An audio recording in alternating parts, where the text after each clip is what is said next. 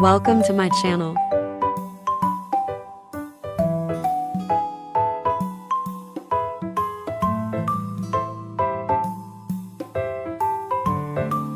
البشرة المختلطة تحتاج إلى عناية متوازنة لأنها تجمع بين الجافة والدهنية. سأشارككم مسكات طبيعية تنظف، ترطب وتهدئ.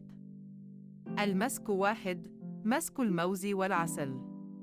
موزة مهروسة مع شوية من العسل ترطب المناطق الجافة وتجعل الوجه متوازناً وناعماً. الدراسات التجميلية تبين أن الموز يحتوي على مضادات أكسدة والبوتاسيوم الذي يرطب البشرة. العسل يزيد من الترطيب ويحافظ على النعومة. النتيجة: توحيد الملمس وتغذية البشرة. المسك 2. مسك العسل والزبادي.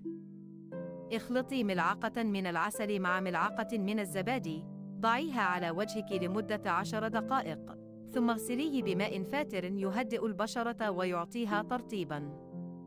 دراسات تؤكد أن العسل لديه خصائص مضادة للبكتيريا ومرطبة. الزبادي فيه حمض اللاكتيك يزيل الخلايا الميتة بلطف. لمسك 3. مسك الأفوكادو والطين الأخضر. نصف حبة أفوكادو مطحونة مع قليل من الطين الأخضر يساعد في امتصاص الزيوت وتنقية المسام. تبين الأبحاث أن الطين الأخضر يمتص الزيوت الزائدة وينقي المسام. الأفوكادو غني بالفيتامين إي والدهون الطبيعية المرطبة. النتيجة: توازن بين المناطق الدهنية والجافة في البشرة. الماسك 6. ماسك الخيار والألوفيرا. الطريقة: خذي قليلاً من جيل الألوفيرا مع عصير الخيار، ضعيه على وجهك لمدة 15 دقيقة، ثم اغسليه بماء بارد.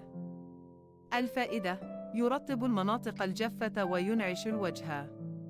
Thanks for watching. Bye.